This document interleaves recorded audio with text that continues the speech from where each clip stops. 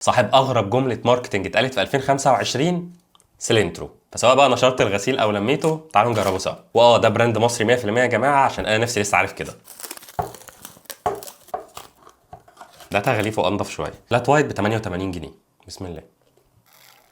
بص، هو الفلات وايت بيبقى دبل شوت تريبل شوت، بس انا لقيت اوبشن عندهم ان هو سنجل شوت، مش عارف ازاي. البليند دي السيجنتشر بتاعتهم، طعمها حلو بس تحس اللبن زايد شويه عن الفلات وايت اللي انا متعود عليه. ده لاين جديد منزلينه كله فانيليا لاتيه، انا جبت الهوت ده. استنوا كده عشان انا كاتبه سي سولت فانيليا لاتيه، ملح البحر فانيليا، يعني ميكس كده.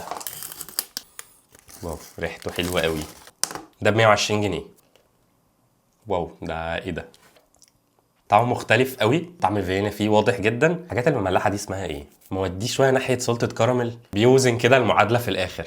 جبت في السندوتشات تركي امنتال تشيز ب 155 جنيه. في اوبشن برضه انك تسخنه، انا سخنته تركي، وفي جبنه امنتال وفلفل، يعني ذاتس ات.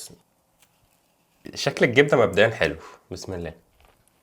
حاسس ان الامنتال اقرب شويه الموتزاريلا، بس التركي هو اللي حلو قوي. التركي نفسه فصوص، فعشان كده طعمه حلو. في قطعه كوكيز هنا تقريبا، براونيز. دي تقريبا براونيز مع كل كفر. حلوه الحركه دي.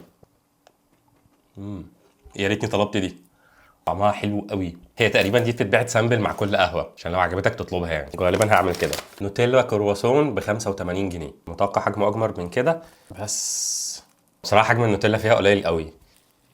هي من ناحيه نوتيلا فهي نوتيلا، بس كرواسون نفسه يعني طعم الزبده فيه محتاج يبان اكتر من كده. مش وحش بس فيه احسن. اخر حاجه معانا واشهر حاجه عندهم تقريبا ستروبري تشيز كيك. ستروبري تشيز كيك 115 جنيه. طبقه الكريمه حلوه قوي، كنت كده حاجه بسيطه من تحت. اكتر حاجه هناك بتطلب تقريبا. وجايب الصوص بره، انت بقى ايه تغرق الدنيا. حط كده صوص. انا بحب قوي لما كميه الكريمه هي اللي تبقى كتير. بسم الله. بصوا التشيز كيك لوحدها طعمها حلو قوي، سواء كبسكوت او كريمه. صوص الفراوله ده بس هو اللي حاسه مسكر شويه. لو رجع بيا الزمن دقيقه مش هحط صوص الفراوله ده وهاكلها كده. حلوه قوي.